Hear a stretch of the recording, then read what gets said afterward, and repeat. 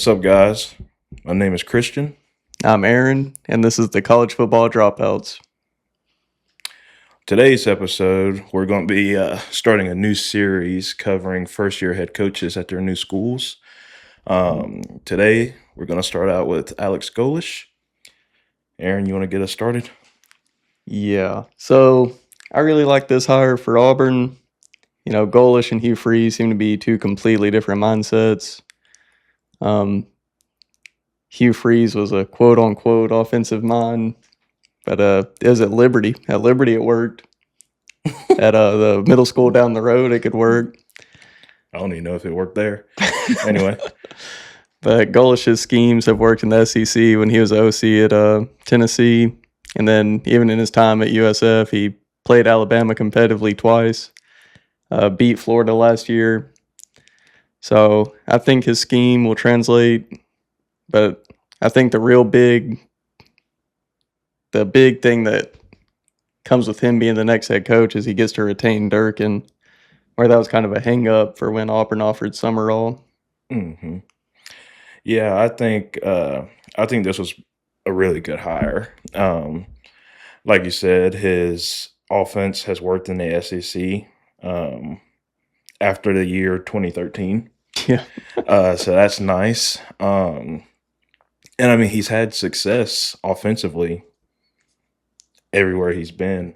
I mean, dude, he made Hendon Hooker look like the second coming. Yeah, I mean, I still think about that game versus Alabama. Mm-hmm. Whereas him and I think his name is Jalen Hyatt. Yeah. Yeah. I mean, they look like they were playing on freshman mode. Like you said, two different types of coaches. What I like is Golesh doesn't care about golf. Oh, yeah. I really appreciate that from him. But to go back to what you were saying about retaining DJ Durkin, I also think that was huge. Because the best teams in college football have a great offense and a good defense. Yeah. If you ask me. And I personally think DJ Durkin is one of the best defensive minds in college football right now. Yeah, I definitely agree with that. Yeah. Even facing a bit of a talent deficit, he can produce defenses that hang with the top of the nation. Oh, yeah. Yeah. He is so smart with schemes and stuff like that I have no worry about this year with the drop-off in personnel. So, but anyway, back to Golesh. got a little off track there. Like we said, his offense has worked everywhere that he's been. And so far, the biggest question mark with him was, can he recruit in the SEC? Yeah. And thus far, now I know these kids haven't put pen to paper. You can't really gauge anything until it's set in stone. But as of now, he is showing everyone that he can, in fact, recruit in the SEC. Yeah, he's tearing it up right now. Especially with that Maryland pipeline from Durkin. Dude, Maryland defenders are a different breed, especially DBs. Yeah.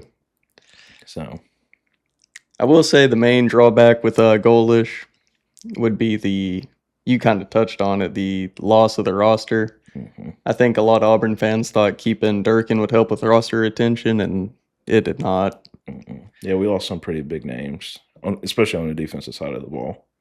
Yes. Well, I mean, even the weapons on offense. Mm-hmm. You know, they did keep Jeremiah Cobb, absolute dog.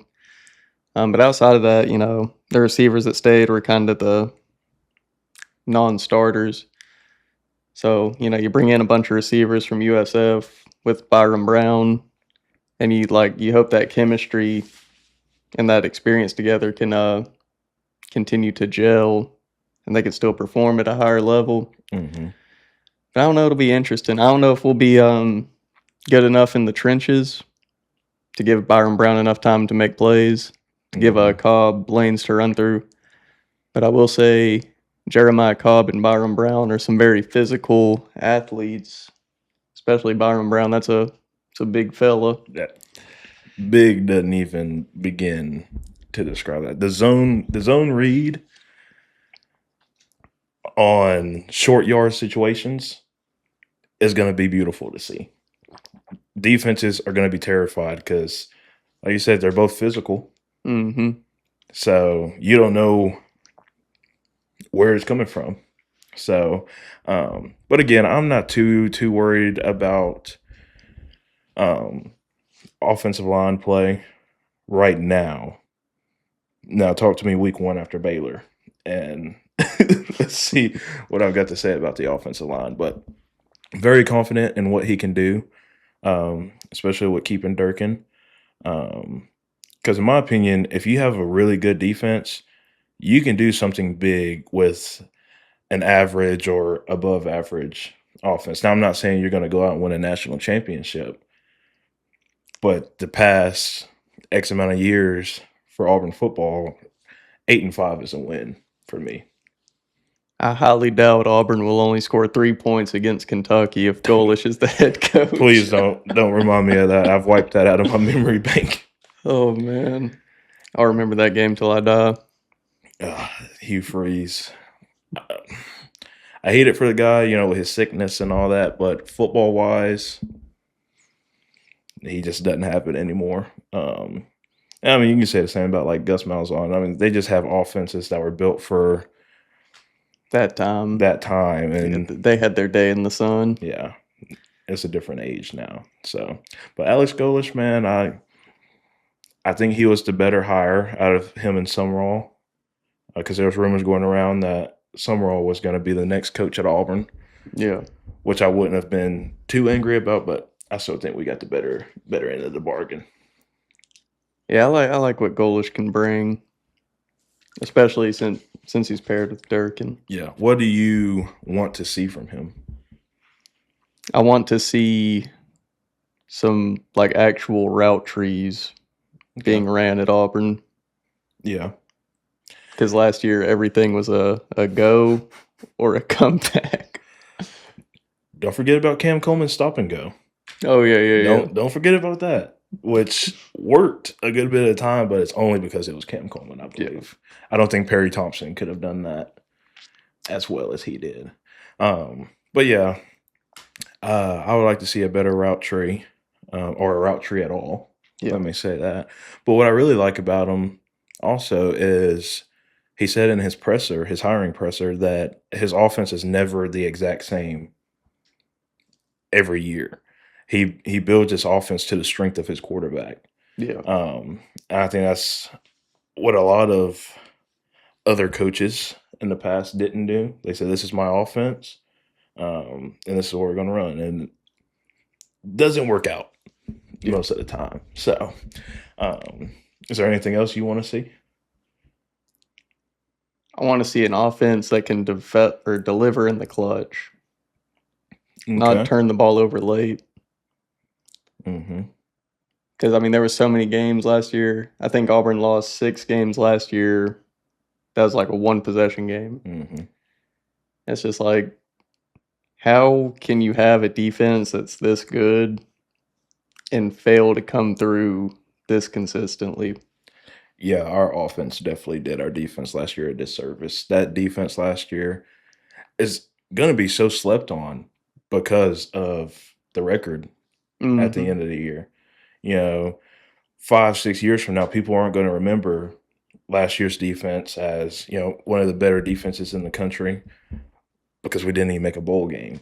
But if you put that defense on, let's say, Indiana this year, people will be talking about that defense 10, 15 years from now.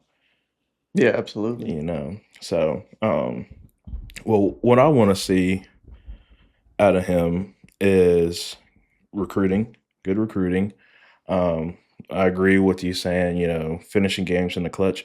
Now, he also said in his presser, which got me fired up. Well, no. I'm lying. He didn't say in the presser. Xavier Atkins said this in a personal interview. Golesh said that he doesn't believe in the, let's keep it close in the fourth quarter and we'll win. Like someone else said. I'm not going to say who. He said, come to fourth quarter, we should be kicking their ass, Yeah. no matter who it is.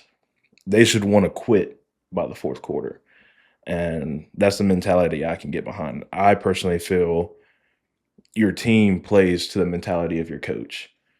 If you have a hard-nosed coach, your team is going to play hard-nosed. Look at Nick Saban and all those years before college football got ruined. Look at Kirby Smart. Shit, look at Kurt Signetti. Mm-hmm. I mean, that guy is a psychopath. Yeah. That guy is a psychopath, dude, and his team played psychopathic. Like, no one would have expected Indiana to come out and win a natty last year, but Here we are. yeah. So, I'm already really liking Golesh, and he hadn't even coached a game. Yeah. You know, so got really high hopes for him. Yeah, me too. I think he'll be at Auburn for a really long time. You want to jump into the schedule? Yeah. All right.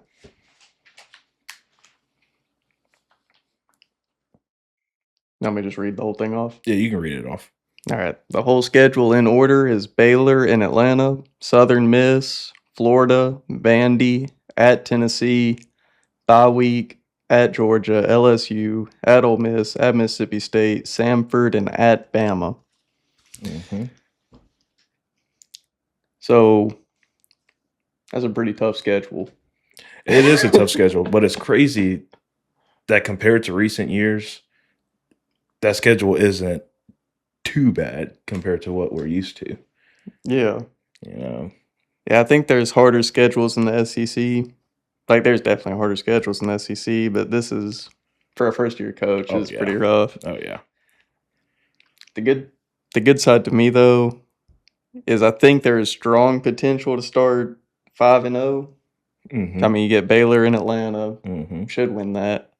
If you don't, something's wrong. Yeah, that should be a talent-specific win. I mean, you should be able to win that game off of talent alone, talent gap. Yeah, it should be a talent gap, and I just think Golesh is a better coach than Dave Aranda. Oh yeah, his seat is very hot right now. Yeah, and I trust Byron Brown a lot more than Lagway. But then you got Southern Miss, and then one of the biggest games of the year, you get Florida at home at night. Huge. Man, Dude. that's a crazy game. Yeah, that game is a must-win for both coaches, I believe. Yeah. I think whichever side wins that game, the popularity of their coach is gonna skyrocket. It's gonna skyrocket. Yeah. So what do you think are some must-win games this year? I'd say Florida for sure. Mm-hmm. It'd be really cool to win at Tennessee, just since that's kind of like a homecoming thing for him. Yep. What I think is a really like a good chance for Golesh to get a signature win is when we host LSU. Yeah. We'll be 2 weeks off of a bye. LSU will be playing their 8th straight game when they come to Auburn. Gonna be bruised up. Oh yeah.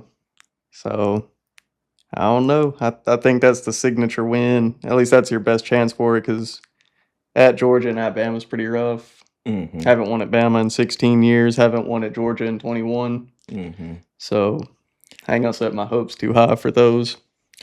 Yeah, so a good season for me, for Golesh's first year, would be you have to split LSU, Florida, Georgia, Bama. You have to go at least 2-4 in those games, in my opinion. Well, let me not say, let me not say a good year, a great year. Split those 2 or those 4. I'm sorry, because again, Florida game very pivotal for both coaches. Beating LSU with all the hype that they have coming in, if they're going to be as good as I think they are, as the entire country thinks they're going to be, that would be a huge win. And the fan base has to see Auburn beat either Alabama or Georgia. It has been far too long. Yeah. Last win against Georgia was 2017. Yep. and the last win in Athens was 2005. Yep. Unacceptable. And then when we talk about little brother in the state, oh man, it's been a rough patch against them too. Yeah. So I think if he splits the 4 games, I think this season would be considered successful for him. And that's saying like he wins a good majority of the rest of the schedule. You know, he can't just Pop off 2 lucky wins. Yeah. I don't know. It's I feel like a good season would be 8-4, no matter what way you get there. Okay. Now, wins against some premier teams would be nice, especially since Auburn hasn't really been able to do that in a long time. Like, I don't think we beat a ranked team in a while. I tried to erase the Brian Harsin and Hugh Freeze era out of my brain. Yeah. I don't know. I think the fan base also needs to see a more important bowl game.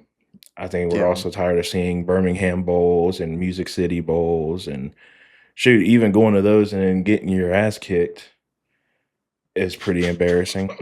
You know, me and Lindsay, my fiance, we went to that Music City Bowl versus Maryland. It was freezing cold outside. And I sat there and froze my ass off to get embarrassed by Maryland. A game that was over in the first quarter. First quarter. And me being the true Auburn man I am, I forced her to stay the entirety of the game. Jesus. Because of moments like this. The game's not over until it's over. Yeah, I mean 8-4, 8-4, 9-3. I think his ceiling is 10-2. If everything goes right, everything clicks, I think Auburn can go 10-2. If Auburn goes 9-3 with the right wins, I think that's enough to put them in the playoffs. Oh, that would feel so good. I'm not gonna say I wouldn't care if we lost first round, but it would just feel so good to finally make it. It would feel good to be a respected program again. And, you know, Auburn could go freaking 0-12, and me being the idiot I am, I would still be very excited for the next football season. Because like, oh, we're going to be so much better. Yeah, so if we made the playoffs, I would be unbearable. I think if we beat Baylor, you're going to be unbearable. Dude, Southern Miss, we beat them by 21 plus. Y'all might have to stop watching the show because I'm going to be ignorant. No, I'm just kidding. But yeah, man, dude, I think we hit the jackpot. I agree with you. I think Hugh will be here a very, very long time. I just hope we don't go to our old ways where he's consistently, you know, 8-4, 9-3, 10-2, 7-5, 9-3, and then, you know, the fans get impatient with that because they're like, oh, we're so close to the next level. You know, I just hope that doesn't turn into one of those things because I personally like the guy. I like him a lot. I've liked everything he said. I've liked everything he's done up to this point. So, you got anything else for us? No, I think that's all I got. All righty. Well, again, I'm Christian. And I'm Aaron. Thank you for watching, and let us know what you think about Golesh and what other first-year coaches you want to hear us talk about. Thank you. Thank you.